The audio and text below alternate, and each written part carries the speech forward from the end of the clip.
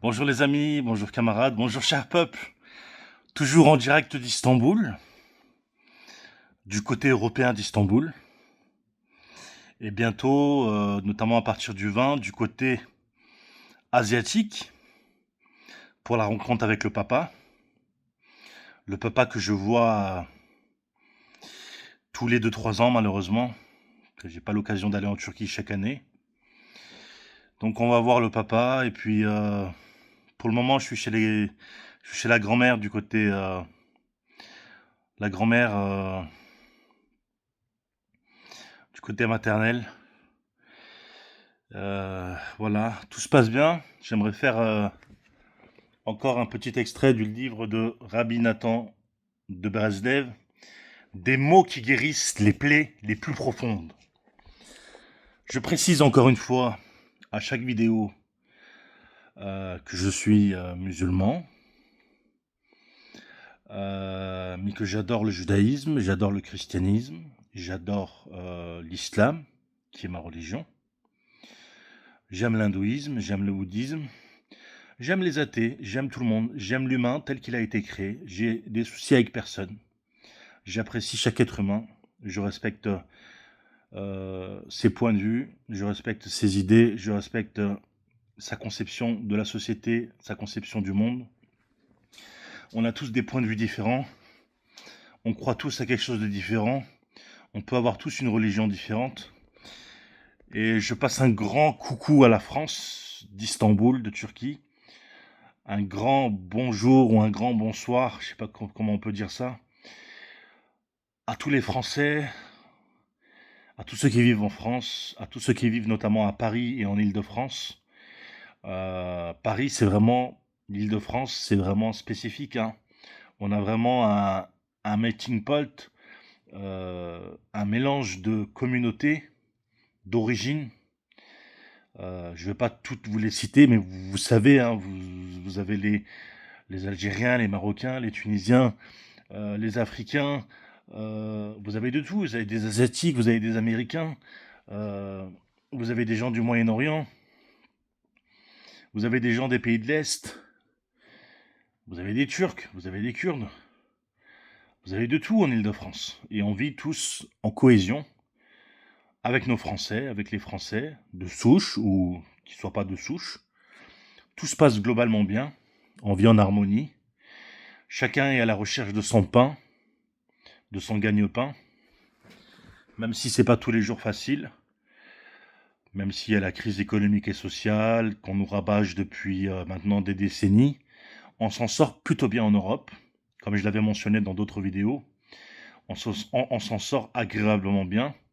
Et c'est pareil, en Turquie, j'observais des micro-trottoirs en langue turque de gens qui se plaignaient ici au pays, qui disaient que la situation était dramatique, qu'ils n'arrivaient pas à s'en sortir, que les prix étaient excessifs, mais au final, avec mon analyse du terrain, je peux dire raisonnablement que c'est pas aussi dramatique que ça. Qu'au final, quand on travaille, on gagne son pain partout. Et la Turquie est l'un des pays qui se porte le mieux dans le monde. C'est c'est l'un des pays leaders économiquement, socialement. On aurait voulu qu'il n'y ait pas autant d'inflation, qu'il n'y ait pas les effets néfastes que la majorité des économistes et des sociologues nous font part, mais la situation n'est pas si dramatique. Il y a du pain pour tous ceux qui travaillent, pour tous ceux qui se sont formés, pour tous ceux qui sont allés à l'école, pour tous ceux qui ont une formation, et même en Turquie, même ceux qui n'ont pas de formation, qui ont arrêté au collège ou qui ont arrêté à l'école primaire, ils apprennent sur le tas. Il y a beaucoup de gens, il y a énormément de gens qui travaillent et qui ont appris sur le tas, dans des usines, dans des commerces, etc., etc. Donc, faut, de là, j'aimerais juste faire cette réflexion-là. Faut faire très attention à ce que vous réceptionnez de ce qui se passe ailleurs et la réalité de ce qui se passe ailleurs. Dans les pays musulmans, globalement, tous, à plus de 80%, se passe très bien. Les gens font leur vie normale. Ils consomment, ils vont travailler.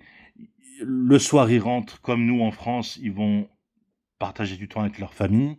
La journée, ils vont travailler comme nous.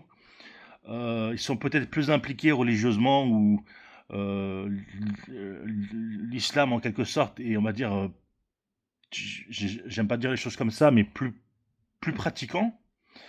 Il y a les 5 prières quotidiennes, il y a pas mal d'obligations. euh, voilà, c'est plus visible. Le christianisme, on va dire qu'il est plus, surtout en Occident, en Europe, il est plus discret.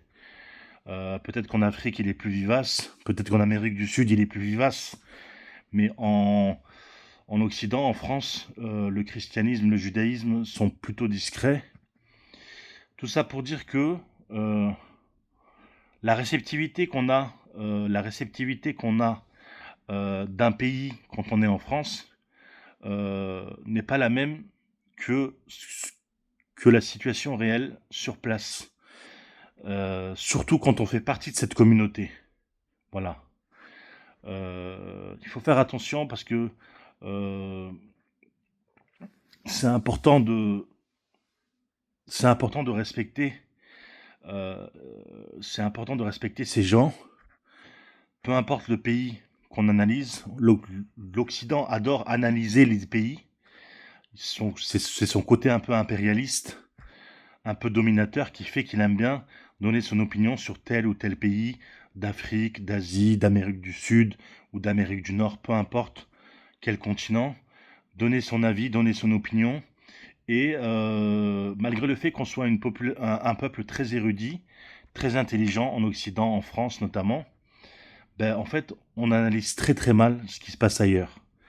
Donc il faut faire très attention à notre manière de penser, à notre manière d'analyser, à notre manière de ressentir. On ne peut pas juger un Africain par rapport à une communauté africaine présente en diaspora française. On ne peut pas juger une personne qui est originaire du Moyen-Orient en analysant la diaspora présente en France. Voilà. Euh, c'est le petit truc que j'avais à dire. Maintenant, j'aimerais vous parler du livre de Rabbi Donatan de Breslev, des mots qui guérissent des plaies les plus profondes, et notamment Dieu dirige les pas de l'homme. Mon cher fils bien-aimé, sache que Dieu est grand et que sa magnanimité reste insondable. Et tout comme il opère des merveilles pour chacun de nous, et qu'il renouvelle dans sa bonté chaque jour le processus de la création du monde, il a fait en sorte que je m'attarde ici dans la communauté d'Ouman et que j'y reste pour passer le Saint Shabbat. Et ce, alors que j'étais disposé depuis plusieurs jours à me rendre jeudi dernier à Terrovista. Cependant, le cœur humain nourrit de nombreux projets, mais seuls les desseins de Dieu s'accomplissent. De plus, c'est Dieu qui dirige les pas de l'homme. Ceci est d'autant plus vrai en ce qui me concerne, moi qui, dans ma pauvreté et mon indigence, n'ai pas la moindre idée de la destination vers laquelle on me conduit, comme je t'en ai informé dans mes lettres précédentes. Néanmoins, dans mon dénuement, voici ma consolation, mon espérance et mon bonheur, le fait que je m'en remette entièrement au Saint béni soit-il. Je compte uniquement sur lui, vraiment et chaque jour, en particulier pour ce qui est de mes déplacements. Sache qu'il m'est impossible d'expliquer ce que je ressens à ce sujet. Comme elles sont grandioses, les œuvres de l'Éternel, et il multiplie ses bienfaits avec chaque être humain, chaque esprit. En effet, Dieu merci, d'après ce que je vois, je peux comprendre, sur la base de plusieurs éléments dévoilés, les raisons de la prolongation de mon séjour ici jusqu'à présent, sans compter toutes les choses cachées qui ne sont connues que de l'Éternel, notre Dieu. Nathan de Breslev. Après Shabbat, je compte voyager à Tserin. Et je voudrais passer le prochain Shabbat qui vient vers nous pour le bien, c'est-à-dire le Shabbat de la Parashat Tzav dans la communauté de Terovitsa.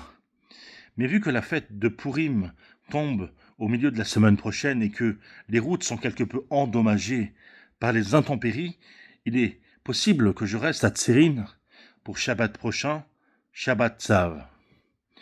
Alors je pourrais être présent avec l'aide clémente de Dieu à Ouman pour la veille de Rosh Hodesh Nissan qui vient vers nous pour le bien. En fait, Je m'en remets vraiment entièrement à Dieu, béni soit-il, et ce pour chacun de mes pas et de mes mouvements. N'est-il pas écrit que c'est Dieu qui dirige les pas de l'homme? Et lui, le Dieu miséricordieux, fera de moi ce qu'il voudra. Nathan de Breslev. Excellent ouvrage. J'ai adoré. J'ai adoré. J'ai pas que celui-là, j'en ai plusieurs dans la collection de Rabbi Nathan de Breslev. Rabbi Naman de Breslev aussi, son maître. Et franchement, c'est très bien écrit, donc c'est un style très différent. Lisons la Torah, lisons la Bible, lisons le Coran. Pour ceux qui veulent s'intéresser aussi à l'hindouisme et au bouddhisme, pourquoi pas? Moi, je me suis limité aux religions abrahamiques. Lisons tous les livres qui sortent en complément de la Torah, en complément de la Bible, en complément de l'islam. Lisons aussi, comme je le fais depuis 15 bonnes années, la sociologie et l'économie. Mon domaine, c'est la comptabilité. J'ai fait des études d'expertise comptable en France, notamment à Aulnay-sous-Bois, au lycée Bois-L'Homme.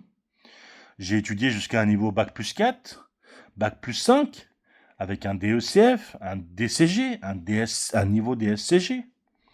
Je travaille depuis 20 ans dans la comptabilité et je reviens en France le 15 juillet. Donc, à mon retour, on va deux possibilités. Soit à monter un bureau, qui ouvrira logiquement en septembre, mais je suis pas super motivé par le bureau parce que ça demande une très grande implication, une très grande responsabilité. On peut avoir 20, 30, 50 dossiers à gérer. Il faut savoir jongler, il faut donner de son temps, faut pas compter les heures. Mais deuxième possibilité, c'est l'entreprise. L'entreprise, chef comptable, directeur comptable, responsable administratif et financier, comme je l'ai été dans ma précédente fonction, responsable administratif et financier. J'arrive à 40 ans, je vais sûrement fêter mon anniversaire à Istanbul, et dorénavant, chef comptable, directeur comptable, c'est ce qui m'intéresse. Donc quand je vais revenir en France, je vais me focaliser dans ce domaine-là. Je reviens le 15 juillet 2025 à Louglu-Hercine, en direct d'Istanbul. Prenez soin de vous les amis. Bonne soirée à tout le monde. Ça fait 12 minutes 41 que je parle. Je vous embrasse tous chaleureusement. Ciao, ciao.